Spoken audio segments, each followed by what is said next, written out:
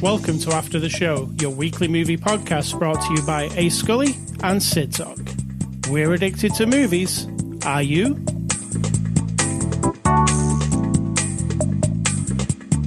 Hello, everybody. Welcome to After the Show. Hello, Sid Talk. How are you? Hola.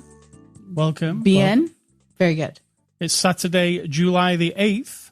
It's After the Show. We're a movie review podcast. Episode 795. We're looking at the movie Beau Is Afraid. It's a 2023 movie. You can watch it on streaming now. It's rated R. It's from our friends at A24. What was the before the After the Show podcast talk? It was super boring. It was just about audio. You trying to solve a problem in a roundabout way. You know, we're married for a long time. I don't like wishy-washy, kind of talk around a thing. I'm a very straightforward person. I'm all in or all out. So when you say, well, last week I had a little bit of a problem, maybe this was the problem. I couldn't hear you very good. So maybe whatever. All you have to say is talk into the microphone or don't say anything at all. So now I'm talking. Talking to the I'm bloody talking microphone. into the microphone. Yeah. We're very different people, though we can be married for a long time and still be different. And we're going to have very different opinions probably of this movie as well for this very exact reason. So it kind of leads up to my impressions of this movie and this character. So A24, what's the synopsis of the movie Beau Is Afraid? Beau is afraid of everything. There's my synopsis. A man who's riddled with anxiety and fears, and his perception of the world is very severe. If it is even his perception of the world, I'm not 100% convinced yet. I'll give you the one off the box. The box says, following the sudden death of his mother, a mild-mannered but anxiety-ridden man confronts his darkest fears as he embarks on an epic, Kafkaesque odyssey back home. I'm a little bit turned off by that. I found that kind of pretentious. And let me just get this out there now so you all know what a horrible human being I am. Using the term mild-mannered, to me, equals boring, uninteresting in this context. So let's keep it straight. I might know mild-mannered people that I love very much, but in this context, it's not mild-mannered. It's like non-existent. Clark Kent was considered mild-mannered. Right, and Clark Kent was mild-mannered in a way that was productive and fine and polite and intelligent. This person is mild-mannered, I'm putting up quotation marks with my fingers, in a way that is... Beau in this movie is actually, there's something wrong with him. I mean, we don't know for sure. I mean, he's going to a psychiatrist. Right, but he's going, what we find out later, spoiler alert, is that even because he has issues. You see what I'm saying? He definitely has issues. Well, he might not even exist if you... Oh. Now there is a... I mean, this movie is very... what would you call it? Exploratory. Yes. It doesn't follow like regular movie logic. You said it's like unique, but what it is it is in a group of unique movies that have a similar approach, which is chaos, confusion, unsettling images, sounds, depictions of characters, circumstances. They're packaged up in different ways for different movies, like Mother, with an exclamation point. Mother is a very good example of a movie that is like this movie. Yeah, and there are lots of others. The confusion gets a little bit out there, and your brain is like, what? Even like Irreversible, which we've talked about before, because it's in the opposite order of what it's supposed to be. Even Memento, in a way, less severe than Irreversible. The sounds are very extreme and weird, and the cut and the lighting, it's all meant to confuse your brain a little bit and make you feel like you have to take deep breaths every once in a while. This movie has that. So it isn't unique in and of itself. The director, he said that he wanted you, after 3 hours of this movie, to know what it's like to be riddled with anxiety. After this movie, as in life, I know what it's like to be around a person or to perceive a person who is dealing with anxiety. Right. I do understand it, but the way it's portrayed, I feel like isn't honoring like real anxiety. It's more like a hyped up Hollywood version. Well, this movie gave me anxiety because I hate things that are not in my peripheral vision that I don't know what they are. What do you mean? This movie often has something to the right or the left behind him that's just moving about. Like maybe it's a man going past a window or but you're not quite sure what exactly and whether it's coming for him. Like sometimes, you know that shot with the man like crawling along the lawn? Yeah. Oh, here comes something. What is it? And why is it? And is it dangerous or is it not? And it's really... That's fascinating. I didn't know that about you. If a man crawled up behind me while I was watching TV, for instance, and then popped up, I would definitely be freaked out. So are we blaming this on your actual poor peripheral vision, or are you blaming it on composition? No, I've probably got an anxiety thing, right?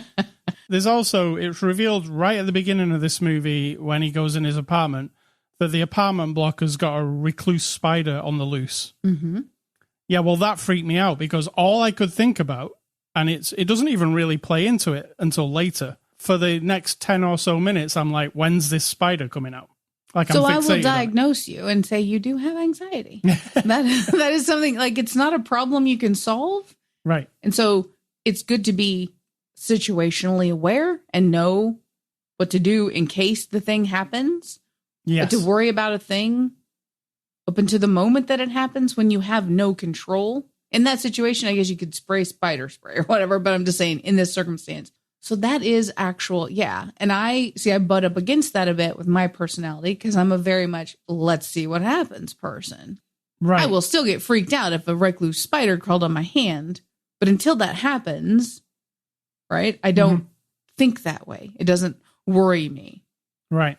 So we all were very different. In that house that he was staying in the middle of the movie with the two people looking after him. Yeah. The man who was, I don't know, violent, messed up. That man was really freaking me out. Right. Just the fact that like he's so unpredictable. All of a sudden he's like smashing a window. He seems fine, then he's smashing a window. You know what I'm saying? And that is part of the mechanism of the movie is that because at some point you are questioning reality and you're questioning this guy's perception of reality. You're in his neighborhood. Everything is horrible. It's grungy and terrible. And it is like you've gone to a post-apocalyptic movie city where there's no rules and there's chaos, kind of like in... But only on a small, like, scale. Yes. Yeah. Everybody on the street is either murdering each other or dancing weirdly or, like you said, staring at the camera as he pans across the street. Did this man give you anxiety? In this movie, when he's trying to get out of his apartment to get across the way to get the water, there's a man right outside the door that's bent in half, just, I don't know what the fuck he's doing. Yeah, that one? Yeah. That one made me think, like... I'm like, what is he doing? Like, why? And why is he there for about 5 minutes in the same position? He's just having a moment. Those things started to bother me. So I feel like this movie was working on that level. Mm. I'm like looking in the corners of the frame going, why is that there? What's that say? Why is there a dead body? There's a dead body. Yeah, that's why it feels post-apocalyptic, as if there's no law enforcement or control systems in place, even though there are.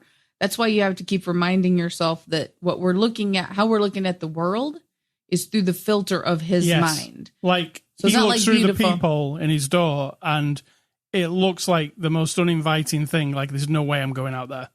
True. But in reality, it's just outside. Yeah. Right? So if that's how fear of the world affects a person, that's horrible. I think that's horrible. This movie cranks it just enough so it's almost like, what's the one with the stretchy face and Johnny Depp, and it's written by that guy who's kind of wacky. Not leaving Fear and Loathing in Las Vegas. Yes, like where you're just, and even like Barton Fink, things like that, where it's like wah, wah, wah, like in your brain.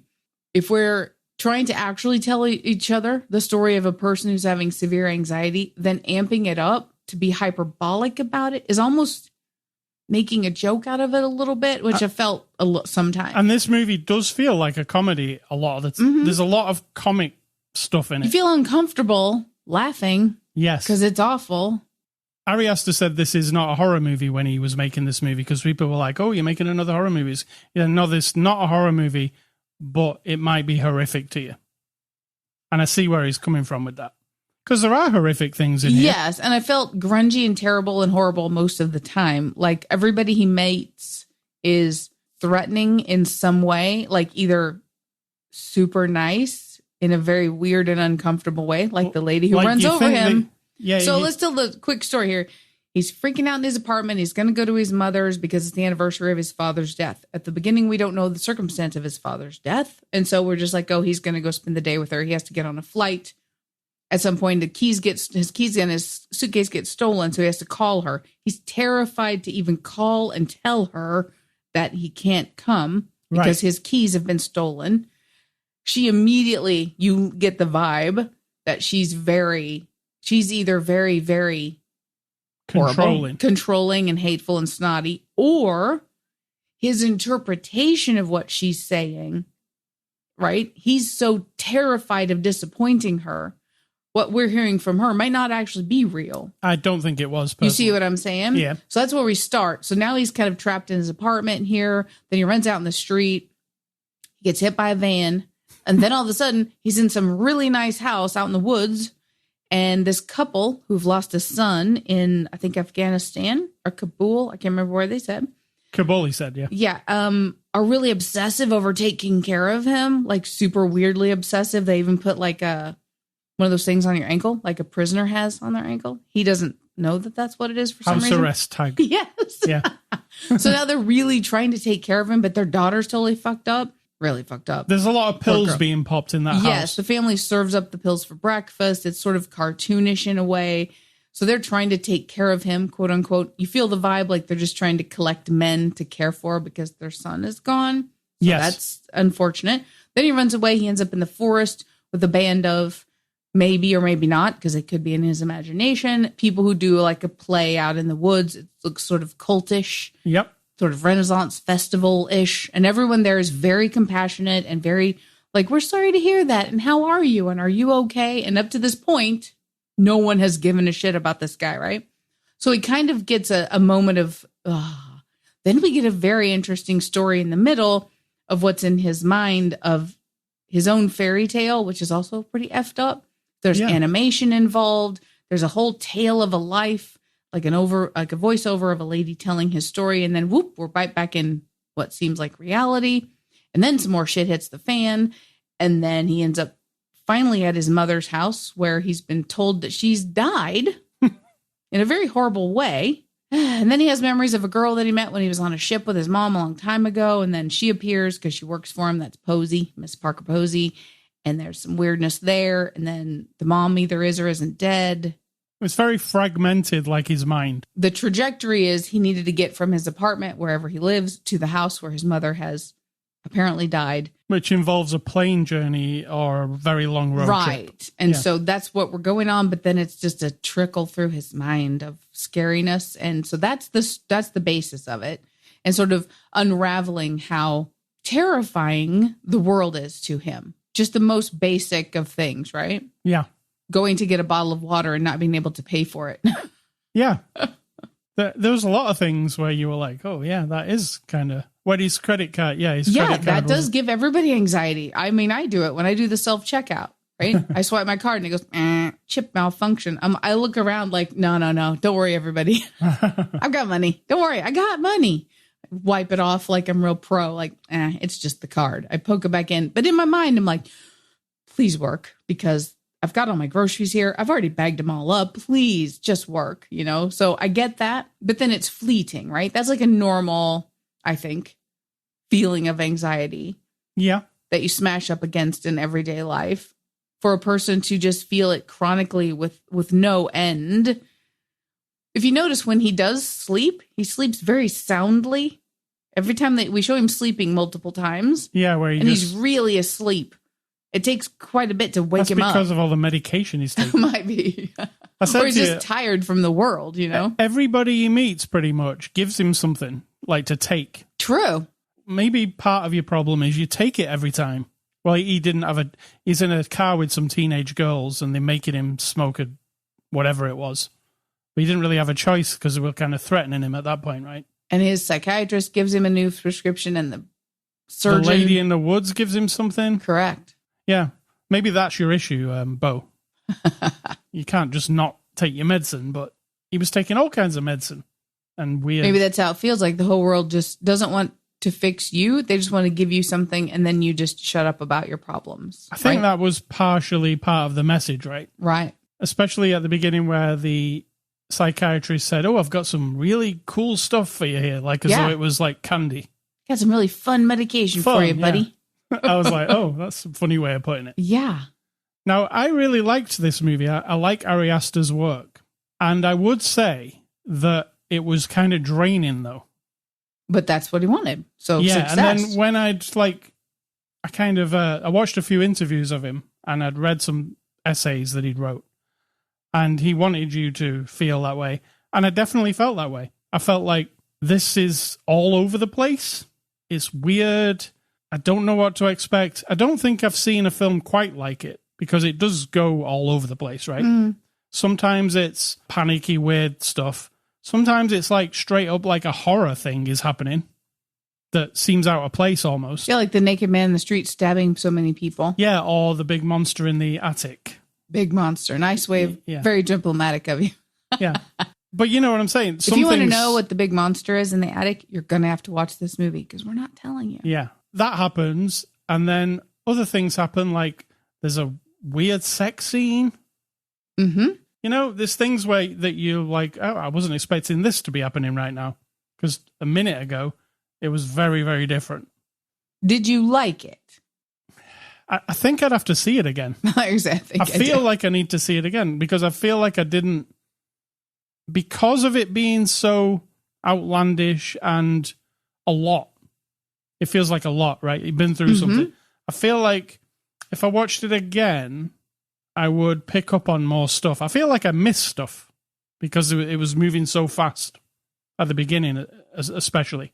Because I was so, wow, what is this? This is crazy. Like, you know when he wakes up outside his apartment after people have been in his apartment? Yes. And it looked like snow was falling on him. I was like, what's that? And it's like a construction worker drilling something above his head. He hasn't even moved him. And it's just, that was giving me anxiety. That's what I'm saying. He was so tired. Yes. That he could sleep through a man with a drill standing right over him. Who didn't even bother to just work around him. But see, if that's your perception of the world, like, you didn't even notice me here, because that could be completely I like those, his perception of it. I was thinking about that while I was watching it. I was like, this does a lot of a person like this, how they feel. Like it's trying to show you how they feel. In this case, Beau, who you don't... Did you not like Beau, did you say? No. Like the character of Beau is too wishy-washy or something. We established that he's intelligent and he has anxiety. Fair enough. People do. We all do in some degree, right? Yeah. But to portray him as if he can barely function. Barely. But in like I said before, it's not in a like, oh, I feel bad for this person. It's more like, well, he's caused some of these, as you go along and watch his choices, that's what's leading him to some of these bad things happening. Yes. So that's where I have the little bit of like, Yeah. The conclusion that, spoilers about the ending, but the conclusion that it comes to at the end, that he's traumatized because of his parents. Because of his mother. Is not really a big... Let's go for it. And I'm going to say, it seems, and I'm pretty sure I'm not the only one who will think it, feels a little misogynistic. I also felt like it didn't feel satisfactory. Like it was like, oh, that's what happened? I mean... His mother is portrayed, at least from his perspective. We're not sure if she's real all the time, but no. She's awful. She's a horrible human being. And that exists in the world. There are terrible people. There are terrible females. There are terrible males. There are terrible people of every gender on every spectrum. I get that. But this is very hard nut. Yeah. This mother is like if you were having a Woody Allen, what does he perceive women talking to him like, this is it? And she's just relentless. and terrible. However, at some point you start listening to her, right? And then you're like, oh, I kind of understand what you're saying. Yeah, definitely. And that her having this child who might have been who he is and very unresponsive, not the way she wanted. And it just felt like draining to her to even deal with him. Yeah, when she faced him with all that, when she told him all that, that's pretty. I mean, she was being horrible. Don't get me wrong. I would not defend that. But all of a sudden you're like, so there are two people in this story. I don't have children. But if I had a child who was this type of person, the Beau person, not like a person with anxiety, but this specific character, the way he is portrayed as a child and then older, I understand where she's coming from on a tiny, tiny level. Yes. It would be tough. So this is a 3-hour movie. It's not for everybody. I don't know who I would recommend it to, actually. Out of anybody I would recommend a movie to. I don't know who. It's a bit of a head scratcher. At the end, I'm like, okay, there are some things I might want to see again. I definitely want to see a director's commentary. I'd love to see where he's coming from exactly on some of the stuff. I mean, you know me. I don't like things to be hidden for the sake of, like, look how clever I am. Right. You didn't notice the writing on the wall. Literally, I was trying to read everything at the beginning. But if it's there and you barely notice it and you have to watch it 10 times or do a screenshot just so you can get in on the joke or in on the reference to some Kafka novel or some other, like early days of psychotherapy and all that kind of stuff. If you have to dig for the clues to be in the in group, I'm not a fan of that, but I understand it. It makes it more of an experience. But yeah, and I don't know. I recommend it to me. I would watch it again. Very good. I'm a fan of the director, and this is definitely different to his other two movies, but also kind of down my alley. Let's get on to the actors. Joaquin Phoenix plays Beau. I really like what he does, but I feel like he does the same thing in a lot of movies. He's like, the person he's playing is like, wants to just get on with things the way it seems, right? But there's an obstacle. But the world is at fault for just constantly pushing him down, including the Joker, including the one we just talked about. He won't get far. Well, he was kind of that person in that too. When you think about it, he kind of felt sorry for himself and had a bit of pity party in there, and he was kind of a jerk, but came out of it. And what was the other one? They'll never know you existed or something. They never knew you were here. Or that one where he was protecting the young girl. There's like, I don't know how to say it. He's not broken. He feels stepped upon. Yeah. That's his perception. I think he plays Beau really well, though. Mm-hmm. Very good. Like the character of Beau or not, I think the performance is really solid. Agree. It's like playing a person who is very emotional, but also like very stunted with the emotion and also chemically altered. So he's also different. And potentially afraid in his own mind, which we didn't address, if what he's seeing is real. Like he might be aware.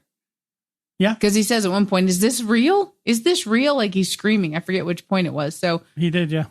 Wasn't it at the end with the boat? Oh, I can't remember now. There's a very strange ending. I don't know if it's strange. I think it's actually exactly right. So I don't think it's strange at all. Yeah, I actually liked it a lot. That I didn't know what was happening. I was like, oh. In the context of this movie, it seemed right. It didn't seem. I wasn't like, oh, that's strange, because it's been strange the entire for 2 hours and 55 minutes. But what you wanted was something else. I don't know about that.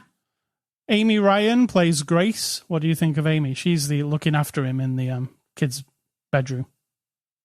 Looking after him in the kid's bedroom. Yeah, she's the lady with Nathan Lane. Who's yeah. Oh, she's always good. She was all in. She was the lady who has lost the son in war. And so now she's over compensating. I think that she runs people over on purpose. Yeah. So she's the one that hits him with the van when he's running across the street, naked, screaming out of his apartment because someone's trying to kill him. And then the next thing we see is they've got him on an IV thing and they've done surgery on him because the husband happens to be a brilliant surgeon. Who knows how these two people keep their jobs? I felt like he'd walked into the Human Centipede. I was like, what's going on here? Yes. Oh, there's another one that it's weird. Yeah. But for some reason, it's more grounded. Like, you know, the whole story. Once you get into Human Centipede, you're like, okay, I got it. This is real. This is happening. Yep.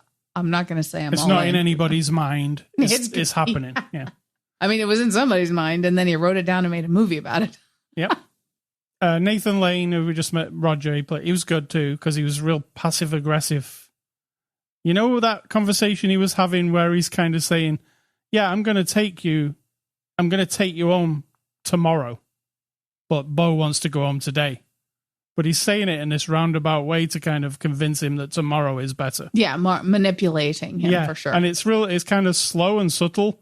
And at the end of the conversation, Beau's kind of like, okay, I can't really. I think back. When in the beginning we have the therapist writing down the word guilty, that's what you have to think of with every single thing. His thought is, I can't make the wrong decision here. I'm going to feel bad. I'm going to make somebody else feel bad. I'm going to make something else go wrong. And the guilt of every single thing in his life is like a brick wall to him. Yes. So in that moment, it was like, I feel guilty if I take advantage of this person. I feel guilty if I don't go to my mother's funeral. I feel guilty. And then he's frozen, like he's paralyzed. Yeah. Whatever that's called, decision paralysis. What's it called? Paralyzation or whatever. Decision paralysis, where you're presented with choices to solve a problem, but you think there's a problem with every single one of your choices and you can't cope with whatever the outcome is of each of those things, and it's too much. And then he just froze. He was like, he just stared at him like, and then he's like, he didn't even say okay. The guy just was like, thanks, buddy. Yeah, the guy literally manipulated the whole conversation into, you're going tomorrow. Correct. Not today. I've seen that done in real life. Oh, gosh, yes. Yeah, and it's really annoying. That's why I don't like talking around shit. That's why I'm saying. Another thing in this movie that I was like, stop, let him go. Jesus, take him now. The guy's got a wound. Oh, also layering on the thing is he's got this wound on his side. I mean, he's sort of dismantled throughout the movie, right? He starts out fine. He's like really tired and blah at the beginning, but then he's slowly dismantled, gets hit by the van, falls down the thing, gets stabbed in the gut. It sounds horrendous when you talk about it like that. Parker Posey plays Elaine Bray. What did you think of Parker?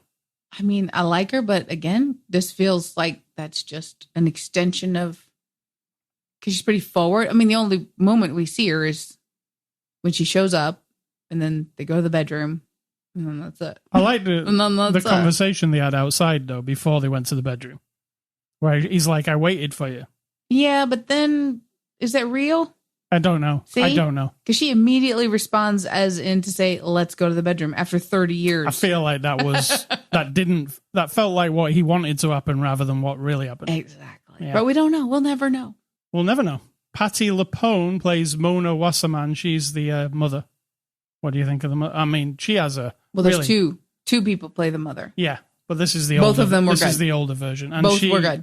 The older version has an awesome monologue towards the end. Oh, yeah. I mean, it was intense. She had a lot to say just before she said go up into the attic. I mean, she's awful, but the way she portrays it is exactly horrible, the way that this person would be horrible. And then I put down Kylie Rogers as Tony. She's a teenage girl in the and she was good intense. Too. Directed by Ari Aster, Hereditary and Midsommar. Explain what Hereditary is. You mean just quickly, one sentence, just explain to people. Toni Collette on the ceiling, cutting her own throat. Oh my God. Well, that's a snippet from the movie. It's really hard to describe that movie. It's very good. It hit me like a truck, that movie, when I watched it. It's like beyond a cult. Beyond a cult. And Midsommar also beyond a cult. Correct. These aren't cheery movies. I absolutely love both of those movies. Like Ari Aster's vibe. And I like that he said, I'm not doing another horror movie. He said he had Beau Is Afraid floating around in his head for about 10 years in different... It felt like how it came out, he said. Like bits and pieces floating around. Mm. He knew that he would have to have a bigger budget to make it because it's so involved. So it kind of... Now he's who he is. He got to make it. He trusted A24 were like, what was it going to be? And when he explained it, they were like, how can we sell that? And he was like, well, it'll be Joaquin something. Phoenix. Yeah, well, he's like, it will be something. It'll be something. Parker Posey, Joaquin Phoenix. Is that good? That's good. That's all we need. So they trusted him and went with it. Now, I don't know how successful a movie like this could be. It's definitely a very niche movie, isn't it? It's not like Hereditary or Midsommar. It's not like that. True. It's a different thing. So it's a psychological thing. It's like Mother! Exclamation point. Also, it is. And Tree Mother of was Life, a huge flop. Tree of Life, from Malik. Yeah. One of those where you're like, what? What? That was also a huge flop. Cost a load to make. Nobody really cared. We liked it. Yes. See, I like this movie. I love that it pushes my buttons, and it also makes me, I don't sound very sympathetic. But if you take the real people of the world who have actual, not cartoony, Hollywoody anxiety, it's just a constant battle, and it doesn't portray itself like this, but it can. I mean, there are people all over who have very serious mental health issues, right? That part, I tap into that just a little bit, because then I look at it and I'm like, but you're making it seem like they're broken. Yes. You know what I mean? Yep. And not solving any of the problem, and you're not offering anything, not even compassion in this movie. There's none of that except the weirdos kind of in the forest. And weirdos, I mean that because they're a lot. Just kind of like... They come on very strong. Yeah, what you're capturing here is the vibe of something. Yeah. And you definitely... some people, after about 30 minutes, will be so stressed out they have to turn it off. Yes. Maybe it is the kind of movie that you watch in segments or something, because it's a lot. We don't advocate that. Are we advocating that? I think you should sit there for 3 hours and watch the whole thing, which we did. Can understand. It is a lot, this movie. But imagine if that's your life and that's how you portray, or the world is. And that's what I think it did portray well. Like, it made me feel... Not everybody feels the same way, right? Yeah, and I don't think that... I mean, there might be people who, when they walk out into the street, let's say we're not talking about people who have hallucinations, right? That's a different thing. We're talking about people who are given anxious vibes and anxiety and fear of everything they see. So if they see a car driving a little bit too fast down the road, then they project in their mind that car's hitting children and running over people and running over me and going to cause a crash. And I have nothing, I can't save them. And then they turn their head and they see a guy climb up a ladder and they're like, oh my God, he's going to fall off the ladder and he's going to fall on that tray of knives sitting over there. And that child is running up and they're going to get hit by the knives. I mean, if that's how you're perceiving the world, terrible, terrible, terrible. And I feel like I got a little hint of that. But a lot of what we're seeing in this movie, it's either all hallucination or the world is awful. IMDb reviews. These are the reviews on IMDb where people don't like the movie, and this is going to divide audiences. Yes. I mean, it really will. I mean, it's heck yeah. And he would have known that while he was making it too. It's definitely not like a crowd pleaser or of any of that sort. I want movies like this to exist. Me too. They need to exist. Yes. Yeah. So the first guy here says, this is confusing and not worth 3 hours of your time. I bet fans of Ari Aster will defend it, saying we're just idiots and we don't get it. Seriously, don't waste your money on this garbage. Please give me back my 3 hours to do some good in this world, this person says. This movie sucks. It's not even worth it if it is free at your theatre. Don't waste your time. Don't waste your time. It's a classic. And finally, this is easily the worst film of the year, which is saying something because I've just watched The Book Club, The Next Chapter. It's worse than that. Then at least The Next Chapter has some cool things in it, like Mary Steenburgen. Well, that is cool. That's it. Who doesn't like Mary Steenburgen? I mean, I do like Mary Steenburgen, but... Well, I like Parker Posey, and she's in this. True, too. So this does have interesting stuff. So those are the people who hate it. And yes, it is very divided, this movie. When I look at the IMDb. It's a challenge. The people give it 6 out of 10. Yeah. And the critics give it 9 out of 10. All right. So we didn't watch any extras because we watched the streaming version. Let's give the movie a score. I'm going to give Beau Is Afraid a 7 out of 10. I'll give it a 7.2. I thought we would be very different on this movie. No, because I can separate that this character isn't like, I don't click with the character, but it's portrayed in a way, the story makes sense, even though it seems like chaos. Yes. I like the experience of it, because once the middle thing with the animation kicks in, I'm just like, that was whoa, awesome. I'm like mesmerized. Yeah. And then truly not knowing what's going to happen next. Yeah. That I almost always enjoy. I won't say always, but almost always. It's impossible to work this movie out as it goes along. Absolutely. And 7.2 isn't like a rave number out of 10 is where we're going. But that's just because I feel like it is, if it wanted to be like this over exaggerated manipulation of the world, go for it. But it tried to kind of like skirt that line a little bit occasionally. Yes. And that made it seem less genuine and more, I'm a director writer who has anxiety, and this is how I want you all to understand me. And it's just a little bit hyped up. So next week, we're going to look at a movie that is completely different to this one, and it's Guardians of the Galaxy Volume 3. That's not going to be anything like Beau Is Afraid. Movie recommendations based on movies for me that will remind me of this movie. Mulholland Drive by David Lynch. It's a movie where I watched it and then I was like, I want to watch that again right now, because I feel like this, I need it again. You know, I need more of it to understand it better. I don't remember liking it that much. It's very complicated. It's very Twin Peaksy, clearly. I'd have to see it again, actually. Yeah. I bet you would watch it again and go, what the hell? And my other one's Punch Drunk Love, because the opening 30 minutes of Punch Drunk Love are some of the most anxiety-ridden moments of any movie. True. Because Adam Sandler's character is just in this constant, like, and the music and everything about it makes you feel like, oh, you just want it to be okay for him, but it's not going to be. It's all horrible.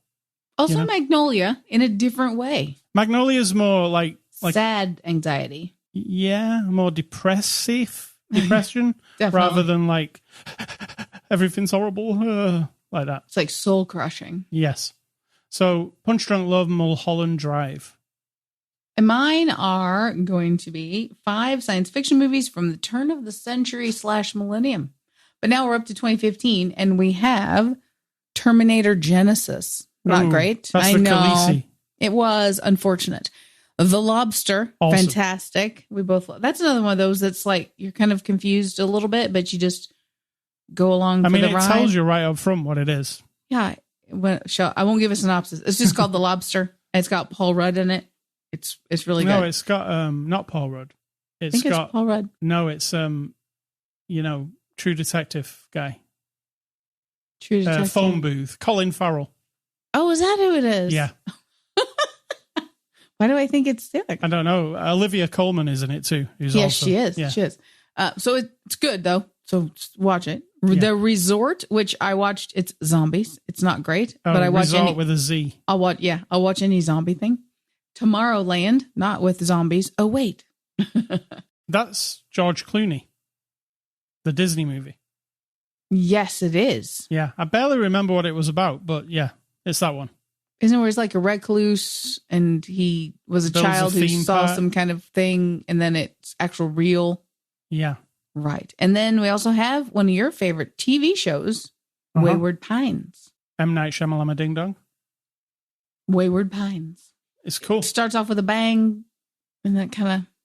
You should watch it because like midway through season 1, there is like one of those things where you're like, really? Like your mind blows. Like, yeah, I like that because it's hard to do that, isn't it? And he actually it's like I see dead people. Yeah, I mean, he's done it a couple of times to me. Also, the Village also caught me by surprise. Oh, not me.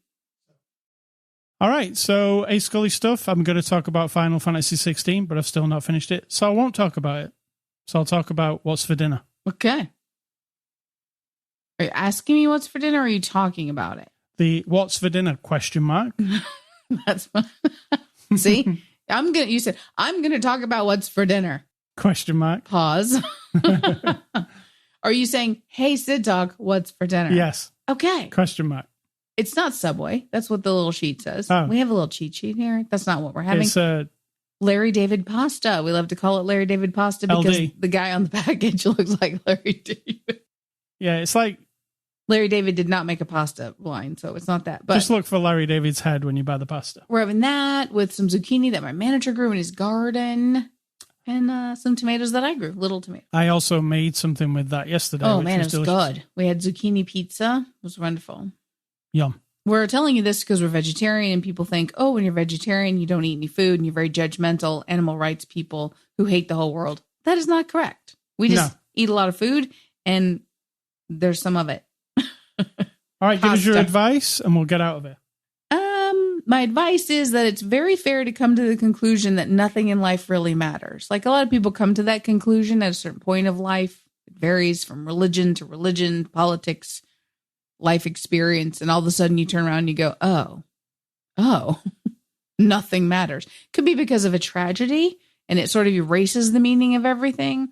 Could be that you just observed the whole of the world and that in your lifetime with the access that you have to the world. And then you've like, wow, nothing really does matter, does it? With a wrinkly nose and a sad look on your face.